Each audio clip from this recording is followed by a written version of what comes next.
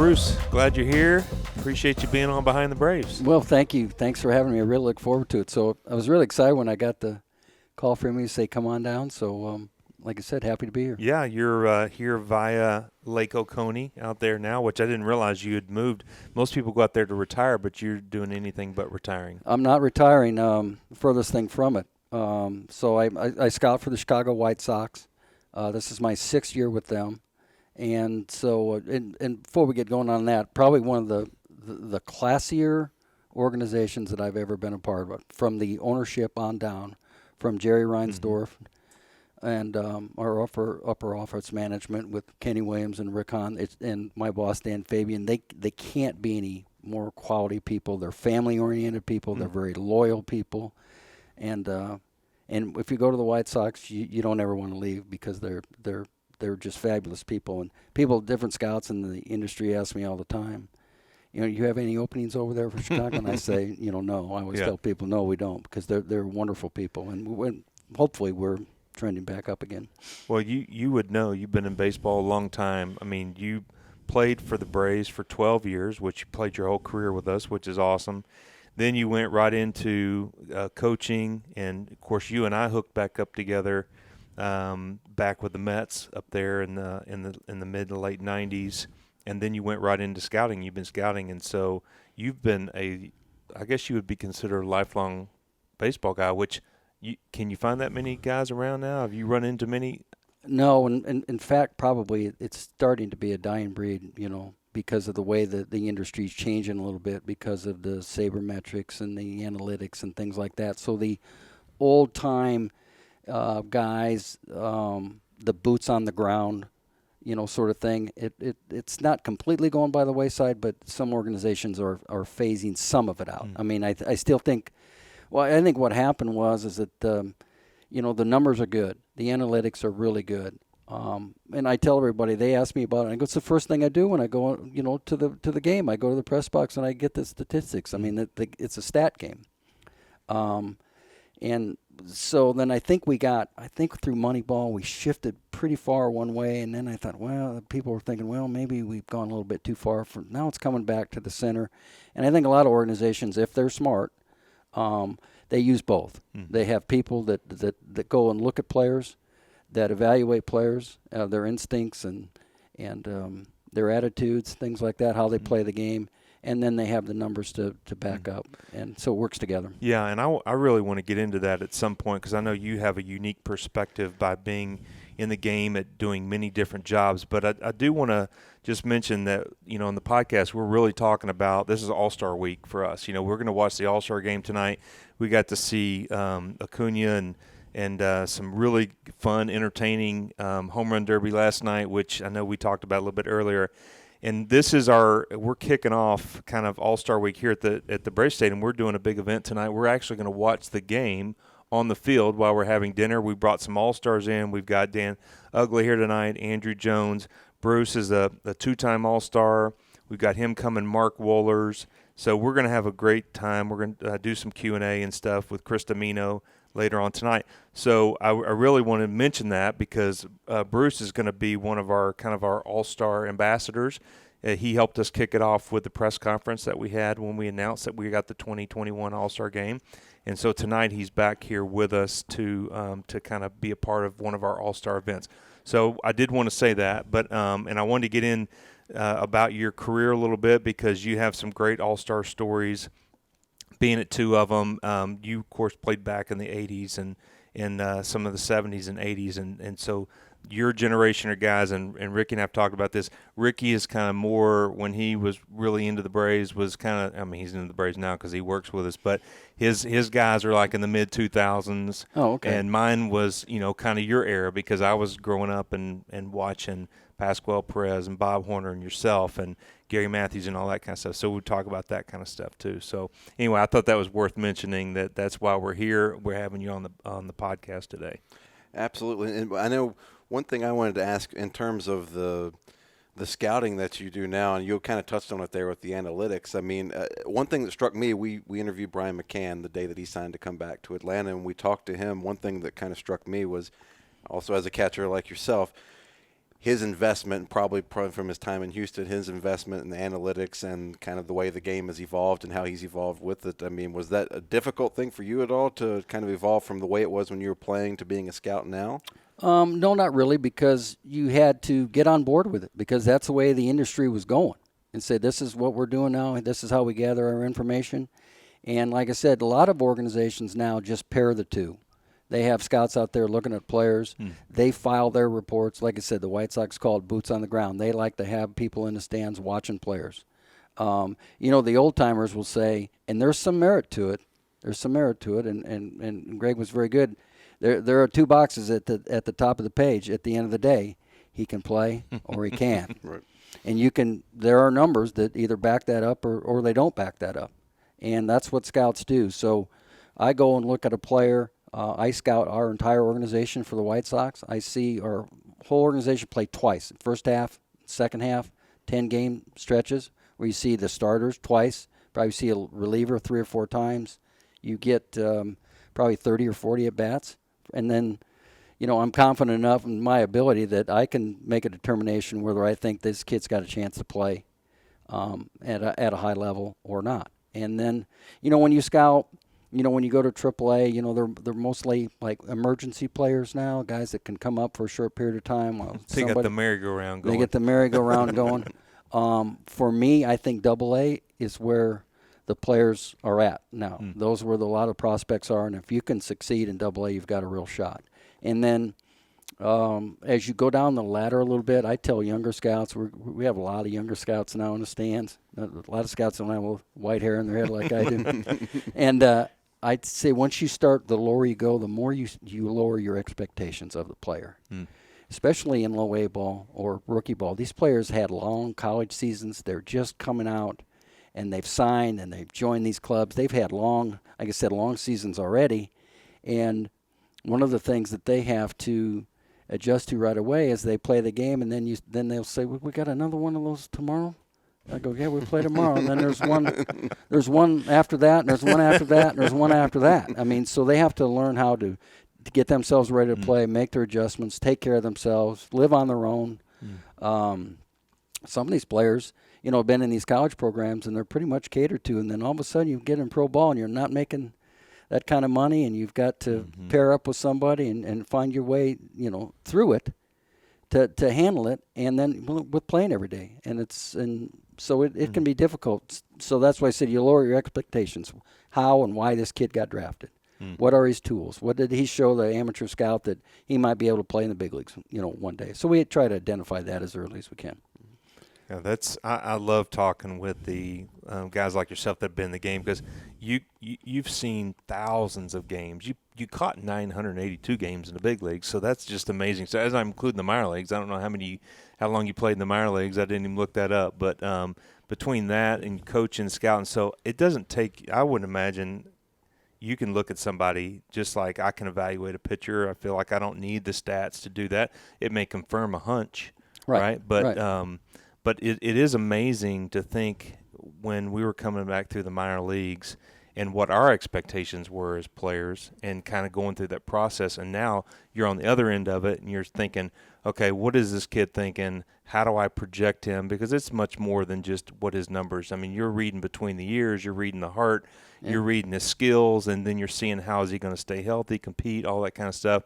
There's a real art to that. And you've been doing that a long time. Do you feel like you're better at it now than when you first started? I told some of this a couple of years ago. I wish before I managed, because I managed 3 years, I managed at Braves, Ricky, and Danville, and then Greenville for a couple of years in AA.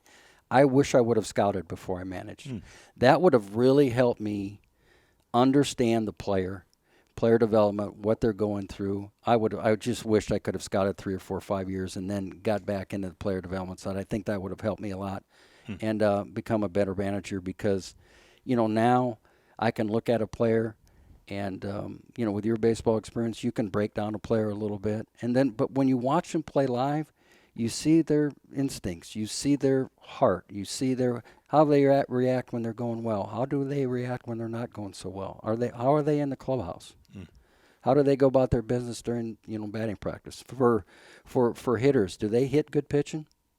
or they struggle to hit good pitching and feast off guys that are having bad nights. Or pitchers, same thing. Do they swing and miss his fastball? Can he repeat his delivery? Can he repeat quality back-to-back strikes? Numbers show the end of it. Some of the scouts will say, well, the Major League Baseball scouts, they tell you what a player, is going to do. And then the analytics tell you what he's done. Then they add it all up. So the scout can tell you, hey, this is what this player's probably going to do, and then the stats bear that out. So, like I said, that's why there's a marriage there between the two of them. And I like going and looking at a player, and I think the perfect time for me would be like 5 or 6 days. I can look at him and say, he may not be playing very well right now, but I mean, he can run. He's got arm strength. He's got instinct. He gets the bat through the zone. He hits the ball the other way. He hits good pitching. He hits bad pitching. I mean, so, for about 5 games or so, I can kind of look at a player and say, this guy's got pretty, I can remember when I first started out for the White Sox. I was in Double-A. And like the Knoxville Smokies. I think it was the Knoxville Smokies. No, the Blue Jays. That's where I'm from, Knoxville. It was the Knoxville Jays. Okay, well, they were the White Sox at one point. Right, they were the White Sox. Now they're the Smokies. Who were the Cubs? Who's the Cubs in Double-A? That's Knoxville, yeah. Yeah, and so they had a third baseman, and I watched him play for about 3 games, and I called in right away and I said, man, they got a player here that you cannot believe. I thought, man, I found this guy can really Diamond in the rough. Diamond in the rough or whatever. It's Chris Bryant. Oh, okay. They knew. And, they sent back, text, thanks, Captain Obvious. Everybody in the industry knows this guy can play, and you're finally getting on board with it. I watched him play like 3 or 4 days. I said, this guy's really something. So kind of missed him on the draft. Oh my goodness! And so you'll run into guys like that. And the Braves had a few in the minor leagues where you go and watch them play, and you go, Acuna, in the minor leagues, and you watch them play for a little bit and go, these players are going to impact the game at the big league level. They can help you on offense. They can help you on defense. They can help you on the base pass. They're instinctful players, man. And there's not very many of them. I mean, they're not all over the place, but boy, when you see one, they really stick out, show you that they can play. Well, somebody asked me this the other day. They said, how much impact does a catcher have on a pitcher who's struggling? Or the game plan of the pitcher, how are they really helping the pitcher? So I want to ask you that because you caught 5 Cy Young Award winners, 5 Hall of Famers. So think about Gaylord Perry and John Smoltz and Glav and Bruce Sutter and, there's a couple more in there. Necro, yeah. So, and then that's not including the guys you caught in the All-Star game, but just the guys that were the Braves organization. So tell us and tell our audience how you think you impacted them when maybe things weren't going so well. Was there something that you were good at that you would help those guys kind of snap out of it? Well, it's all on the individual basis because each pitcher is different. So you kind of get to know, him, what he likes, what he dislikes. I mean, when you sit with a pitcher before the game, you want to do what he wants to do. What are you most comfortable doing? How can I get on the same page with you during the game with signs? How are we going to attack hitters? How can we get you in a group? If he comes up, how are we going to go about getting him out? So first of all, you do your scouting on the opposing team, and you try to match up that pitcher's strengths with the hitters that you're going to face. A lot of pitchers just want to go with their strengths. They're going to say, well, this is what I do.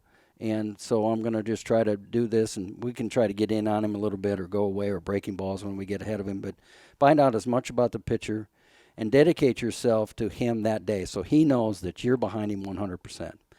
And find out whether some guys, you go out there sometimes and you say, listen, we're not doing very well. We need to change something. What we can do to get on the right track here. Or you just like a guy like Gaylord Perry. If you walked out the mound, he might look at you and go, what are you doing out here? Why don't you get back there and sit down and I'll take care of it. Some guys are just like that. So you know what you're working with, who you're dealing with. And, sometimes you go out there and you just say, man, we're doing great. We'll just keep what we're doing. I'm not going to stay out here real long. Just give you a little breather. You've had to cover first base, catch your breath. So-and-so's coming up. Remember how we're going to attack him, right? Just get him kind of back in there and kind of get him back focused. But, very rarely do you go out there and I think those days are gone when you go out there and scream at somebody. I mean, I remember talking to Brian Snicker the other day, who is a very, very good friend of mine. Our families are close. And talking to Brian, he said, the days of really getting on a player and yelling at a player, they're pretty much gone. Mm. And he said, if you've got something that you need to address, do it quietly. Maybe in the office, or do it quietly or something like that. But I think those days of going out there and saying, well, what the heck's going on out here? You need to bear down. You might say, I am bearing down. I've looked at Euro for 3 in this game, too, with a couple of strikeouts. Why don't you bear down? And, that's going nowhere. Yeah, that's right. So, turn into a fist fight. Yeah, it turns in. Yeah, that's going nowhere.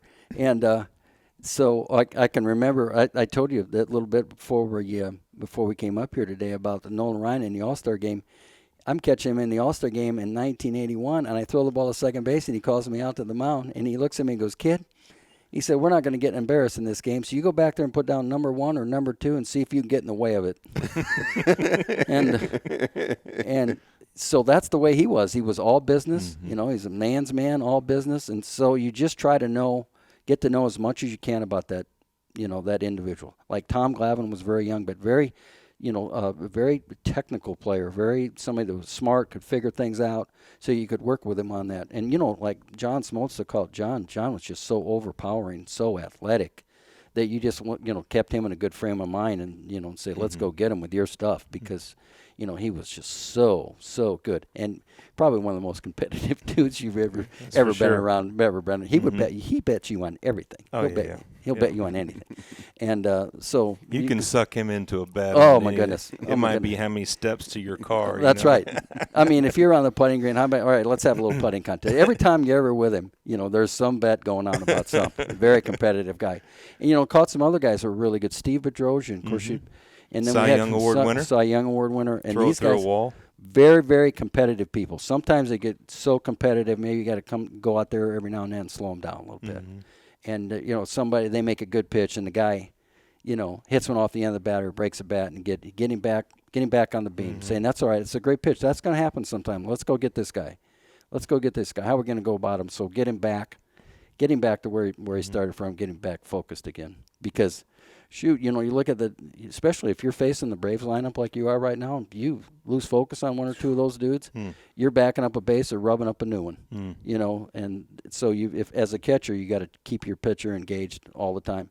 And, there's a thing that we haven't talked about is I think the strike zone has shrunk into nothing almost, and that can frustrate a pitcher. It can frustrate a pitcher a lot, where if he thinks he's not getting some calls and making some good pitches, then you can get with the umpire and say, listen, I think they're good pitchers. What do we need to do to have these look better to you? Am I jumping up, or am I too far out? Am I trying to bring them back too fast? Or, what am I doing? How can we get back on the same page? We need to work together, a little bit. And then the pitcher gets frustrated. And Mike Fulton Evans and I are friends, but you could tell sometimes when he's pitching that can frustrate him a little bit. So you go out there and try to say, look, I'm working with him back there. Don't show any emotion. He's on our side. He said he missed that one. He may not have said it, but he said he's missed 2 or 3. You keep throwing that pitch right there, and we'll get it. So let's not worry about it. And let's just stay to the task at hand and get him back where he needs to be. That's a good point. You mentioned catching Smoltz and Glavine when they first came up. How early on as a catcher are you able to tell? And obviously you can't project a Hall of Fame career on somebody when they come up. I know that's like impossible. But how early on can you tell when you would catch a guy for the first time? Like, hey, this guy has a chance to be something special, or to be a big leaguer for a long time. Well, I caught John Smoltz's first major league win in New York, and caught his first strikeout. And I was here when he got his 3,000th. I was sitting in the stands behind home plate, and you could tell just by catching him. And, at the end of the game, I think Bobby Cox was our general manager or whatever, and went in and said, he's going to be something special. Just the way he went about his business, the way he competed, the stuff that he had, how he used it, and wasn't afraid. And, even like Tom Glavine wasn't afraid of anything. And just they compete so well. They know what they have. They know how to use it. And they know how to apply what they have to the hitter. And they read hitters, and they read the line. How about Greg Maddux being able to figure all that out? He knew exactly how he was going to pitch somebody, where he was going to pitch, every sequence. So as part of a catcher is to get on that same page, so he doesn't have to shake to every pitch. So he can just look in and go, this is what we're doing. They stay in a groove. They stay confident. Hey, he's with me. You know, same thing, too. How about throwing somebody out every now and then or block a tough pitch in the dirt? And then you say, hey, I can throw my breaking ball down in the dirt if I need to, and he's going to block it for me. Yeah. Or if somebody gets on a fast runner. Now, it's a little bit of a lost art now because I can remember, back when I played a little bit, I think it was the Houston Astros, and 7 of their 9 players in their starting lineup had 20 or more stolen bases, which you will never see that, never see that again. And there were teams back then that ran all the time. St. Louis Cardinals, yeah. Montreal Expos with Dawson and Raines and Rodney Scott and, all those guys. They just get on the bases and start going. So that was a big thing back then, is to control the running game. It's not so much of a factor anymore. But, that's where you can do your part, too, help your pitcher out. Sure. And well, I think about the play the other night. Luke Jackson came in, threw every pitch that he needed to throw, and he ended up being bases loaded, no outs. No outs. I mean, I'm sitting there with my wife. I'm watching the game. I said, all right, Luke, pop this guy up. He was a bunt. The guy's trying to bunt. He pops him up, and it goes over his head and lands right behind the mound. And I'm thinking, no, not that kind of pop up. But then the guy hits a line drive, and Charlie Culberson comes up, makes a line drive catch, throws him out at the plate. B-Mac makes a good tag. I mean, that changes the dynamic of that whole inning, even though pitcher made all the right pitches and they were like a little dribbler here and a 50 hopper through the hole here and a blooper there, and then all of a sudden you make a great defensive play, your catcher holds on to the ball and makes a great tag. I mean, those just really change, as a pitcher. That kind of takes a bad situation and it just kind of gives you a breath of fresh air and helps you to finish up strong. Because, he's out there, the pitcher, was Jackson, right? He's out there thinking, I didn't do anything to deserve this. I made a great pitch, and the guy's got an infield signal, and then a 22 hopper, and then the bunt over my head. What's going on here? That's right. So when we talk about that's when the catcher goes on and says, hey, your stuff's good.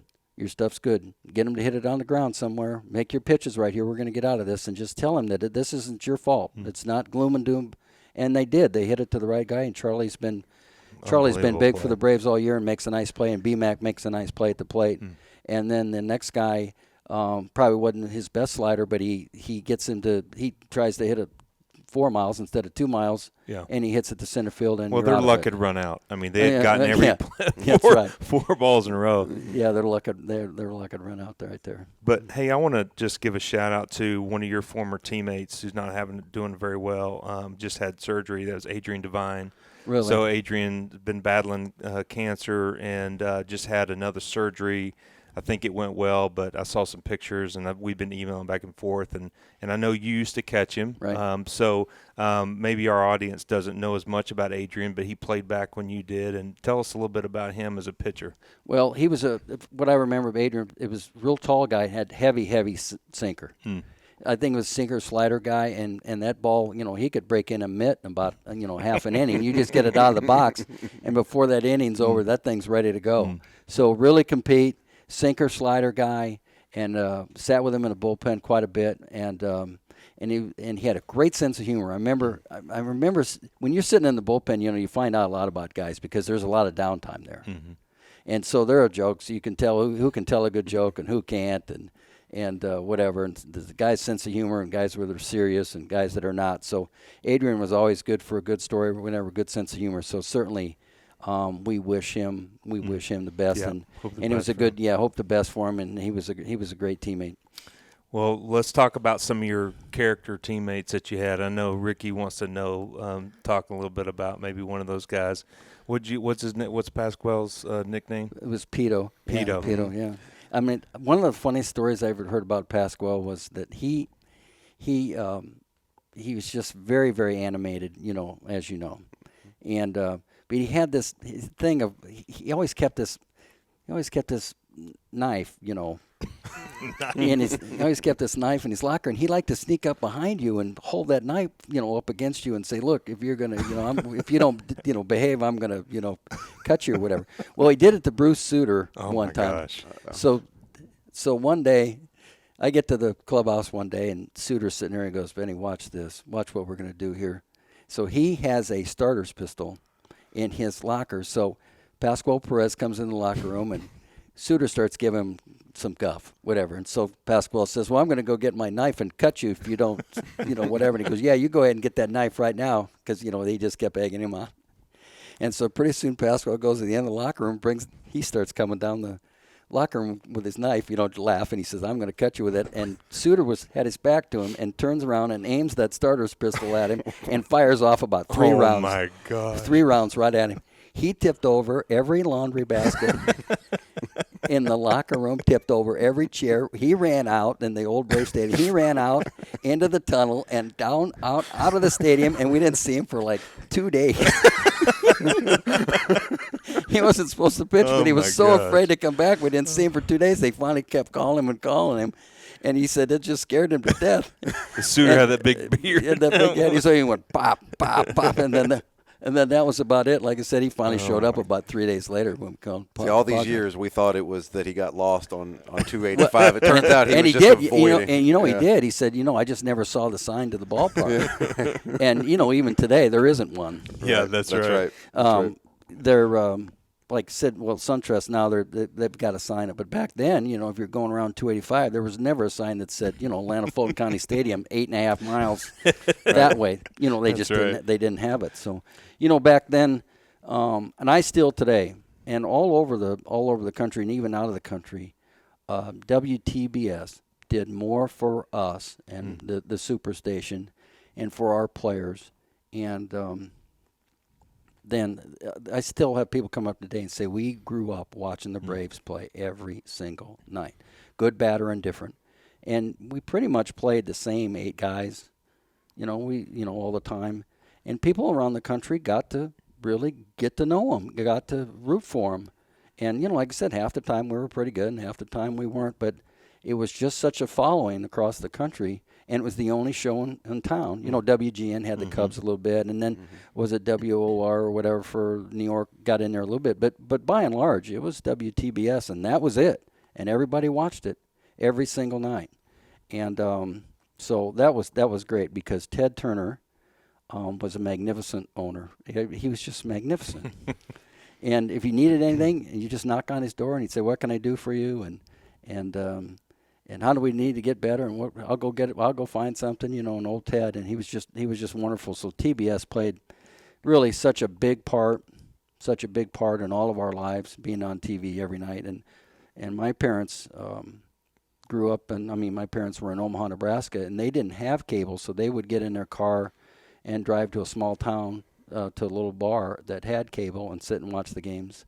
At night, because you could see your son play every night on television, which was fantastic for them. That's awesome. And that's a recurring theme we've had on Behind the Braves. I've talked about it a lot. That's how I became a Braves fan growing up in Virginia, because when I was a kid, that was, again, the only game in town. Wow. The only one wherever we were, you could watch the Braves on TBS. That's how I grew to love baseball and love the Braves. Right. So I've met people from all over the place. I've got a close friend that's from Albany, New York. Lifelong Braves fan because of TBS. I've met folks from out west, Pacific Northwest, wherever, and it's a pretty amazing thing. This entire generation of not just baseball fans, but Braves baseball fans were born as a result.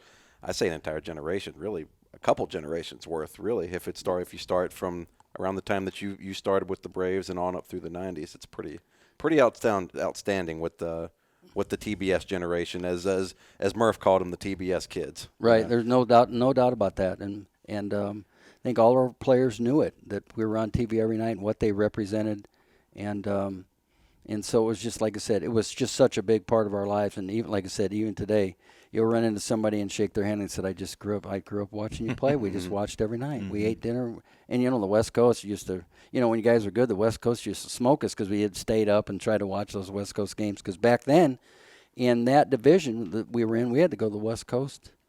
Oh yeah, three different times. Yeah, my first year we were still in that division, and it was tough playing. We hated the Dodgers and the Giants and all them. But one of the things that you told me a long time ago, I can't remember how the conversation came up. It was probably we were part of the first big Yankees-Mets, the Subway Series. Mm-hmm. So Bruce was coaching. I was playing with the Mets at the time, and it was just gobs of people. It was super.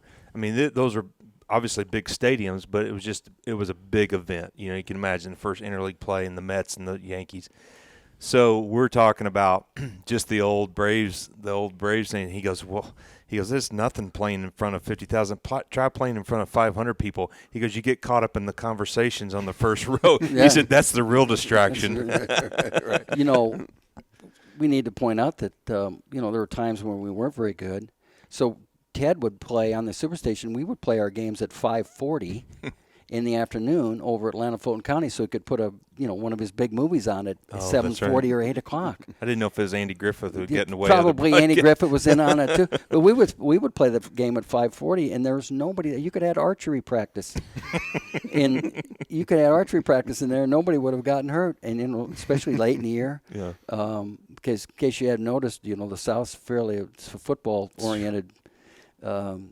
Community, and like I said, if you were out of it and you're in September and college football was going on, you played a game at 5:40. Like I said, you could drive right up, and there's just so many jokes about getting pulled over for speeding, and if we catch you again, here's 2 Braves tickets, and if we catch you speeding again, we're going to make you go to the game. Those kind of things. Yeah. When we weren't very good back then, we were losing a lot, but.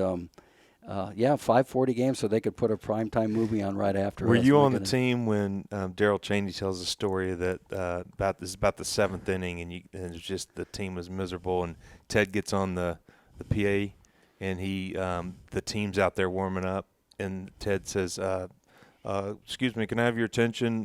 This is Ted Turner, the owner. I just want to let you guys know we're so bad right now that I'm going to give everybody a free ticket for some future game for the rest of the year because we're so bad out there. And the players are just kind of looking up like going, really? Really? We're that bad? Were you out there then? I wasn't out there yet, but I remember that. When Ted even went and managed that one day, and I think it was Pittsburgh. Still did the ostrich races. Oh my goodness! And he would chase foul balls in the stands, with everybody. And he would, he'd sit in that little box there, and then every now and then he would he would crawl over the thing and stick his head over the thing and ask who had the tobacco. Anybody got any Red Man? Anybody got any so and so? And he would chase foul ball. He was just kind of like just chase. He's having one of a the great guys. time. And wish we could have allowed. Or was he trying to save money? Save money, I don't know. But I guess we could have. I wish we would have been better. More than we were just for him because of what he put into it and how good a guy that he was and what an owner to play for. He was really, really something. I don't know if it was Tug McGraw or if it was the Mad Hungarian Hrabosky, but supposedly somebody challenged Ted to pushing the ball from home plate to one was going to go to first, one was going to go to third, and they had to push it with their nose. And I think he made the cover of Sports Illustrated with blood dripping down his face because he skinned it up. But they bet him, and then I think it might have been McGraw just stopped after about 5 feet and just stood up and was smiling. And watching Ted was so competitive, watched him push that ball all the way to first base to beat him in that contest. And then he came up and he had blood all down his face, and I think he ended up being on the cover of Sports Illustrated. But, I mean, that happened during that time. I think, I remember that. Ted was so gracious. And then he was in the America's Cup, the yacht races. Sure. And then he won it one year, and I think the next time they had it, I don't think that he had a boat in it, but he wanted everybody to go. So he invited everybody on the Braves. I think there were only 4 players that went, some front office people. He charters a plane, and we fly up. I believe it was in Newport, Rhode Island. We fly up there and go to the America's Cup. It's one of the neatest things. He charters a boat, and we get all on this boat, and it's all catered, and people are walking around handing us stuff. So we watch the America's Cup races, and I wish more people would have taken part of that because it was really, really a unique experience to watch those boats do that. Wow. And, Ted was just in his glory up there. And he was, he was behind the wheel, and he watched this. And then he made us all do that stuff, the tacking. With really? Yeah, he made us all do that. Very tiring. You can do it for about 5 seconds, and you go, I'm done with that. But that was, that's just the kind of guy that he was. He wanted everybody to be a part of his racing. And, I guess we were a little bit. And so I really enjoyed doing that. It was a lot of fun. That's cool. Is there, and I want to be respectful of your time, we can't thank you enough for being with us. Is there one thing that you look back on from your playing career that you're most proud of? Could it be a moment or just a general theme, but the one thing you think about that, like, man, that's if I could only pick one thing from my career, that's it. Well, there are a couple things. I think that there are 3 or 4. I think when you get your first major league hit, I think that it's a culmination of a lot of things in your life. I got my first major league hit, my first time at bat. on the first pitch. I was in St. Louis on my birthday. Wow. That's amazing. Made your debut, 23rd birthday? Yep, is that right? 23rd birthday. So I was sitting down in the bullpen, and they said, hey, Benedict's going to be the fourth hitter. And so I run down there, and the first two guys making out. And it might have been Darrell Cheney that was up before me anyway. He walks or gets a hit. So I get the bat on my birthday. So I got a hit on the first pitch that I saw on my first day in the big league. Who was pitching, you remember? A right-handed pitcher for the Cardinals named Tom Bruno. He was pitching, and Ted Simmons was catching for the. Of course, it was like 7-2 or 8-2, and there was 2 outs and a man on first. So we just threw a fastball in there, and I swung with my eyes closed. I think the bat went in about 40 different pieces, and it blooped into left field. And then I started the next night and got a hit. My first time up, I swung, and hit a swinging bunt down third. So I'm standing on first base, 2 for 2. I'm hitting 2,000. I looked, I said, "This is nothing." I mean, I don't know what's the matter. So that's a big moment for you. And then of course when we won the division in '82 was great, and that was a lot of fun for us. And we started the season, we won 13 in a row. Right. And that was set the town on its ear. There were thousands of people at the airport when we'd get back from these trips. And then the All-Star games are fantastic. Well, we talked to Horner. We had Horner on a few weeks ago. Bob was in town, and we talked about that documentary that they did, The Long Road to October or whatever. And they showed the people at the airport, which that brings back good memories for me back in the '90s when we were going on our World Series run and stuff, and people show up at the airport. That is definitely an interesting experience. That's a lot of fun. We would be pulling in on our charter, and they'd say, "We got to wait here a minute. There are thousands of people in the concourse waiting for you guys." You're kidding. I mean, we just couldn't believe what was happening to us. So that '82 season was a great team. so much fun. So much fun. Yeah, really started becoming America's team as Ted built it. That's right. Yeah, it was so much fun to be a part of. Well, hey, how about real quick, just because this is got the All-Star theme going on, what do you I know you share with me some experiences at All-Star, but what did that mean to you, personally, being there in '81 and '83, a part of that All-Star? What do you remember, how exciting it was? And obviously there were some great players there. Wow. You and I talked a little bit, before we came on. I think in the '81 team, I laughed about it. I think the '81 team, we won that game. The game was in Cleveland, where it is this year, and I think we had 11 Hall of Fame players on our team. Man, and we were so good. I mean, I remember just sitting in the clubhouse, sitting in my locker, and you and I were laughing about it earlier. I'm thinking to myself, you're clearly the worst player on this team. I mean, by far, you're the worst player here. Try not to embarrass yourself. And because when you have Carlton and Schmidt and Pete Rose and Suter and Nolan Ryan, and you just start looking around, and it's not hard. It's really hard not to. And the game was in Cleveland, and they had like 78,000 people at the game, and you caught yourself just looking around, going, "Oh my goodness, what's going on here?" And I told Greg that I faced the Cy Young Award winner that year, Dave Stieb, and I think I have the major league record for striking out the fastest of any hitter maybe in All-Star game history, because he was just almost untouchable. He couldn't do anything, and I was scared to death.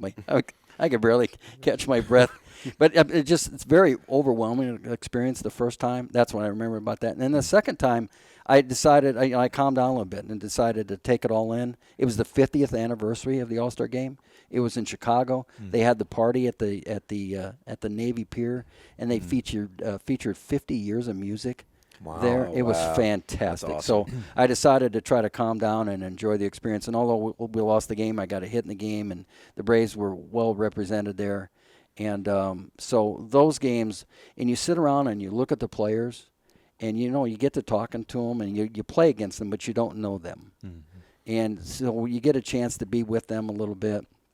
And so it's just a magnificent experience to be a part of.